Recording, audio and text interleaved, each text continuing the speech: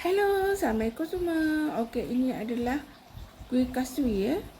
Kuih kasui adalah kuih tradisional orang dulu-dulu ya, orang lama ya, sampai sekarang masih menjadi kegemaran ya. Okey, ikuti resipi kita hingga akhir ya. Okey, ni bahan-bahan yang kita nak blend sekarang.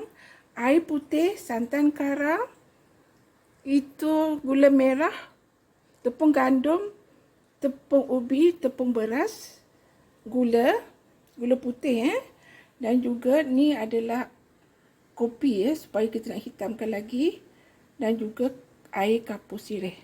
Ni semua kita nak blend. Okey, kita masukkan santan kara, masukkan air putih, masukkan gula merah, masukkan gula putih, masukkan kopi segera,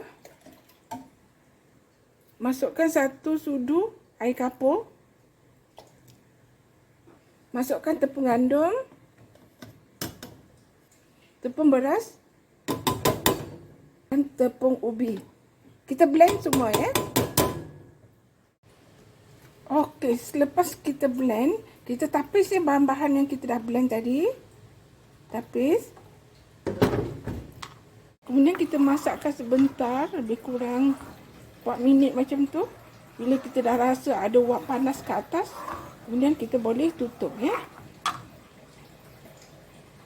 Okay, sekarang kita tuangkan kita punya adunan tadi yang kita dah masak terlebih dahulu ya ke dalam loyang kita. Loyang kita adalah 16 cm ataupun 7,5 inci ya. Ni dah alas dengan ni plastik.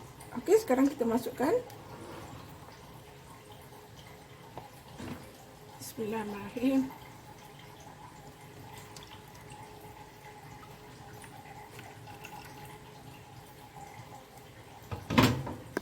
Okey, ready untuk masuk kukus. Kukuslah lebih kurang 30 minit ya. Okey, sekarang kuih talam kita dah masak. Mari kita tengok macam mana rupanya. Bismillahirrahmanirrahim. Wah, cantiknya. Licin je ya. Okey, tunggu sejuk dulu ya, baru kita potong. Okey, mari kita keluarkan daripada loyang. Ini ya, tarik je plastik ni. Senang aja keluarkan. Nampak tak? Okey, kita buka dia punya lapisan. Cantik sangat ya. Okey, kita nak potong ya. Kita gunakan pembaris plastik ya. Tak boleh aluminium ya. Kalau aluminium dia akan melekat. Pisau pun guna pisau plastik. Okey, sekarang kita nak potong. Bismillahirrahmanirrahim. Okey, kita ikut je barisan ni. Potong je lah macam biasa. Senang aja, mudah. Okey, kemudian angkat pelan-pelan. Okey, nampak tak cantik potongan dia? Okey, kita potong pula lagi. Continue lah sampai habis ya. Okey, sekarang kita nak buat bahagian ni pula, potong dia. Macam biasa je potong dia, sedap, lembut je.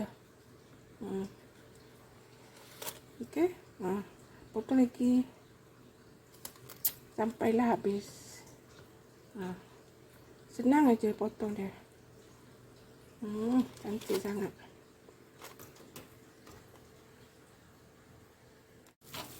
Okey, kuih kita panggil kuih kasui ya. Boleh kita makan dengan kelapa ya, kelapa parut. Nampak tak? Kita keluarkan satu-satu. Macam ni. Keluarkan, lepas tu kita boleh gaulkan dengan kelapa parut. Begini.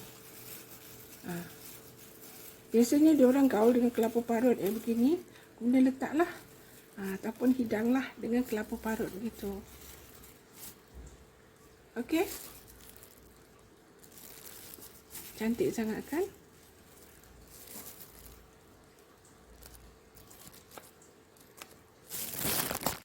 Okey, so sekarang bolehlah kita menikmatinya. Okey.